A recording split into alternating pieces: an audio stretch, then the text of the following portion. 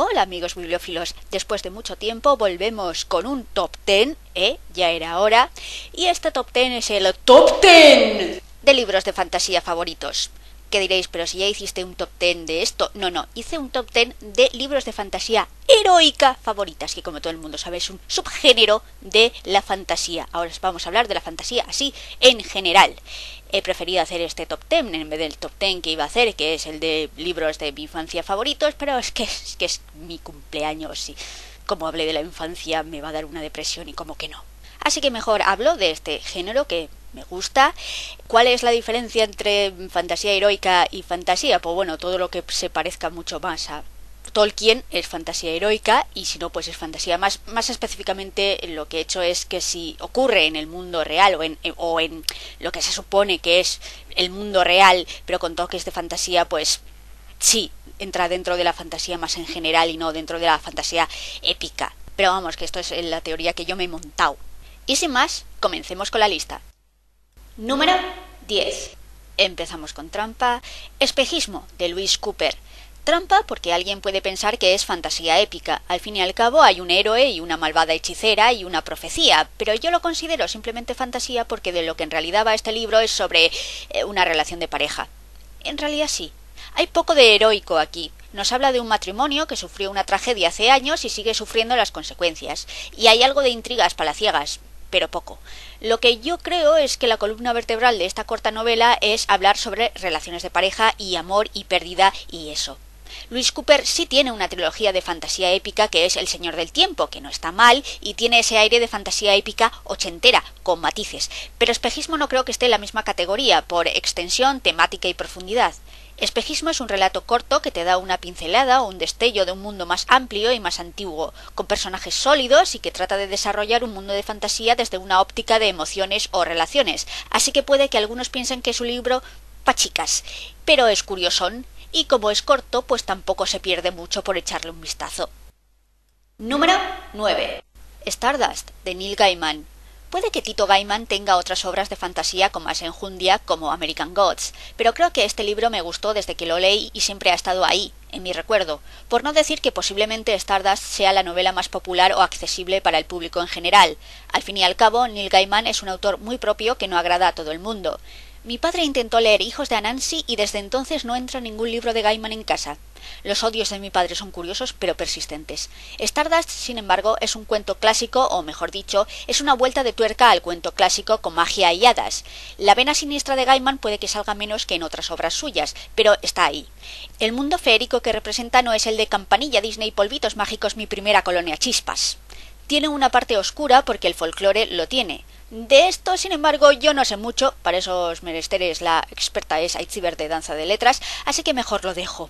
Sigo pensando que la parte de la madre, con ese giro de guión chamba que roza un poco el Deus Ex Machina, no sé a qué viene exactamente porque parece un pegote, o al menos así me lo pareció a mí, pero no consigue deslucir una historia llena de imaginación que merece leerse en inglés si se maneja el idioma por el uso del mismo que hace Gaiman y su estilo.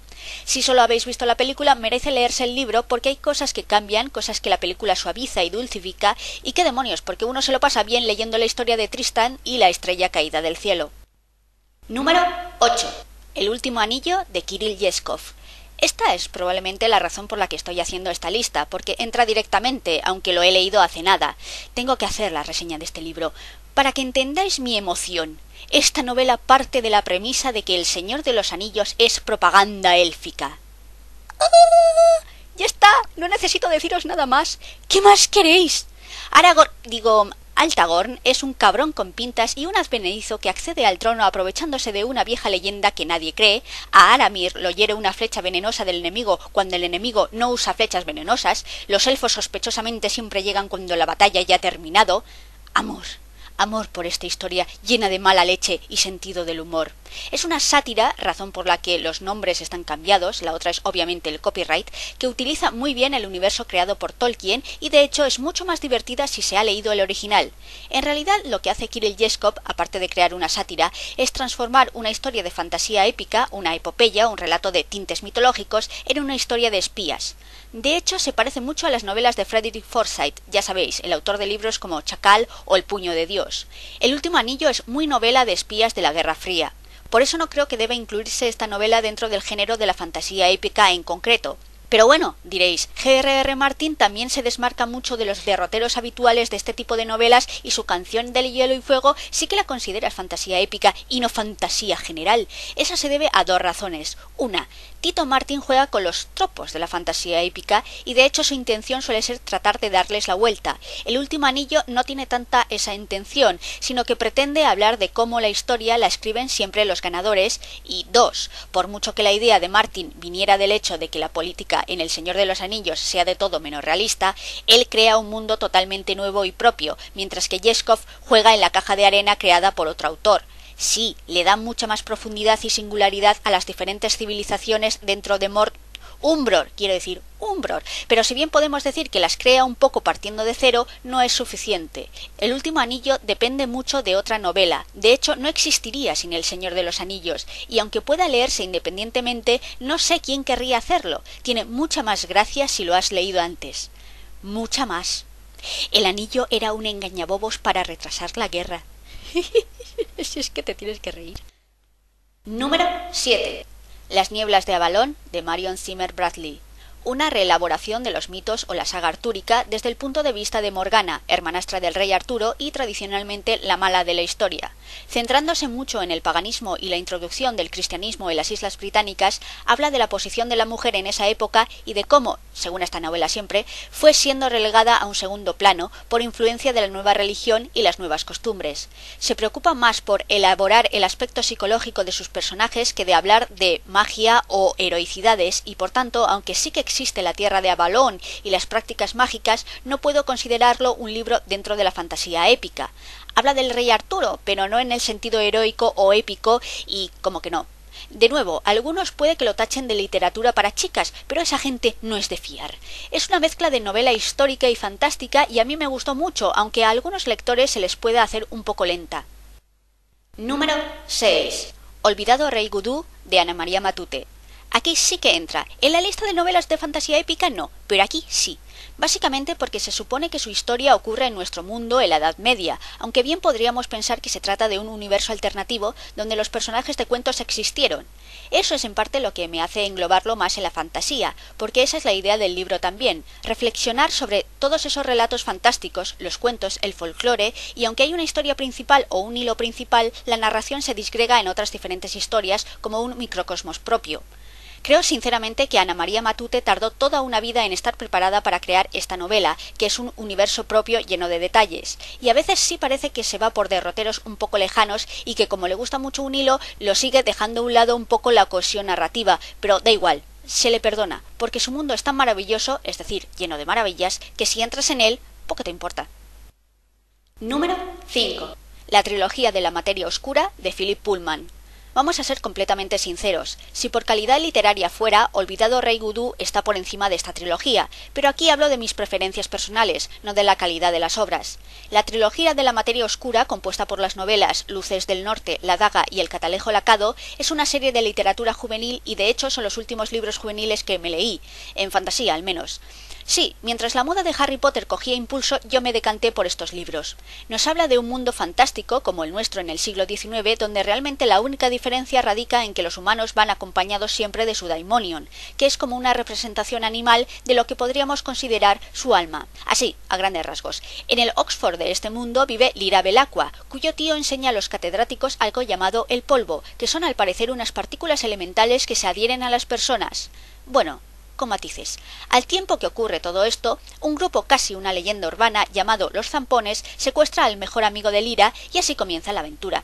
Es una historia de aventuras llena de imaginación que al final peca un poco de aquello que quería denunciar.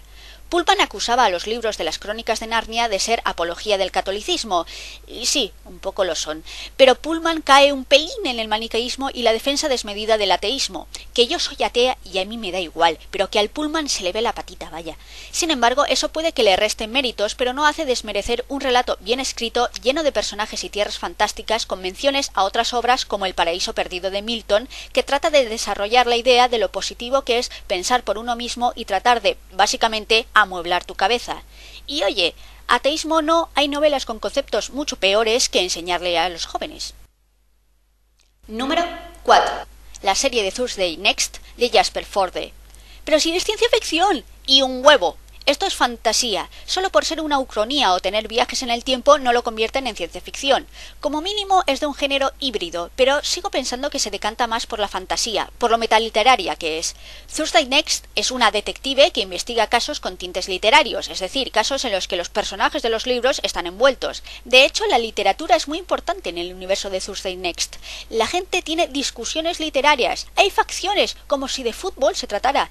Yo admito que a algunos les resulta un poco difícil el tono de estas novelas, no sé muy bien por qué, tal vez a veces parezca un poco seco o la gente no conecte muy bien con lo que ocurre.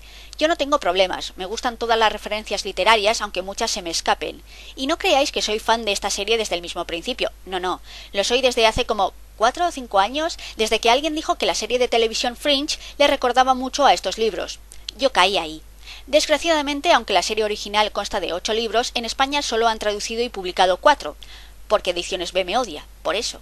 Como dijo Nicky Udall hace poco para animaros a leer el caso Jane Eyre, Thursday Next tiene como mascota un dodo. ¡Un dodo! Your argument is invalid. Número 3. La historia interminable de Michael Ende. Como todos los niños y adolescentes de mi generación, yo entré en el mundo de la fantasía en serio gracias a este libro. Supongo que ahora las nuevas generaciones tendréis otras vías y otros libros, pero yo ya soy una anciana. La historia interminable, como toda buena obra de fantasía, al final nos habla de la literatura, del poder de la ficción, del poder de la imaginación. Si bien suele considerarse literatura juvenil, lo cierto es que la intención de Ende es que este libro fuera para lectores de todas las edades. De hecho, eso explicaría esa parte que a los chavales, como yo cuando lo leí, les cuesta más, cuando realmente la historia parece interminable, que es cuando Bastian, digamos, entra en acción, porque esta novela tiene 2 líneas argumentales. En la superficie, la historia nos habla de Bastian, un niño que para librarse de las carantoñas de algunos compañeros de clase, entra en una librería y allí, por pura casualidad, al parecer, se topa y comienza a leer una historia, la historia interminable. Esta novela es muy meta, y hay cosas que cuando eres más joven no pillas, todo ese cuento dentro de un cuento. La parte que te parece interminable de cría luego cobra sentido cuando ves cuál es la intención de Ende. La historia interminable es una de las grandes novelas de fantasía de todos los tiempos, sin paliativos. Y por cierto, prefiero el nombre que le da Joaquín de esto no es un spoiler, la historia sin fin. Interminable tiene tintes negativos, algo que al parecer es muy pesado y no tiene fin. Y sí, Bastian es un poco muermo, pero tampoco es cuestión de insultar. Número 2. Jonathan Strange y el señor Norrell, de Susanna Clarke. Esta novela nos habla de qué sucedería si en la Inglaterra de principios del siglo XIX de repente se descubriera la magia. Es casi el mismo ejercicio que hace Alan Moore con Watchmen, salvo que en vez de tomarse en serio la premisa de los superhéroes existiendo de verdad en el mundo, lo que hace es desarrollar con seriedad absoluta, aunque hay un poco de sorna y retranca, qué sucedería si la magia existiera y las consecuencias que ello acarrearía. Y es una obra de metaficción absoluta. Utiliza la forma de pastiche para recrear una novela de esa época que a su vez hace referencia a fuentes que no existen para darle una verosimilitud fingida dentro de un libro de fantasía moderno. Yo la verdad es que no puedo hacerle justicia a este libro. Existe una reseña de Bafunzun que lo hace 1.000.000 de veces mejor y que recomiendo que veáis porque es alucinante. La reseña y el libro. Si no habéis leído Jonathan Strange y el señor Norrell, no sé qué hacéis con vuestras vidas. Esta novela tiene a Wellington ordenando a un mago que le cambie un bosque de sitio para que sus tropas avancen. ¡Guerras napoleónicas con magia! Vale, igual esto es un poco publicidad engañosa porque no es tan así, pero bueno. Tal vez intentéis leéroslo y luego no os guste, pero al menos intentadlo. Antes de continuar, como siempre, unas cortas consideraciones. Como he dicho, esta es mi lista de libros que considero de fantasía y no fantasía épica. Ya sabéis, cada cual tendrá su versión de dónde está la diferencia entre una u otra, pero este es mis categories y es lo que hay. También hay un tipo de novelas que no he metido y que es discutible que no lo haya hecho, y esa es el realismo mágico. Olvidado Rey Gudú podríamos meterlo en el saco, pero sinceramente creo que tiene más de fantasía que de realismo, y esa es la razón por la que no hay novelas de realismo mágico. Creo que son más realistas con toques de fantasía que fantasías con toque realista, pero esto es solo mi opinión. No estoy del todo convencida que no tendría que meterlos, pero es que tenía que poner el límite en algún sitio. Y ahora por fin, sí. Número 1. Las novelas del mundo disco de Terry Pratchett.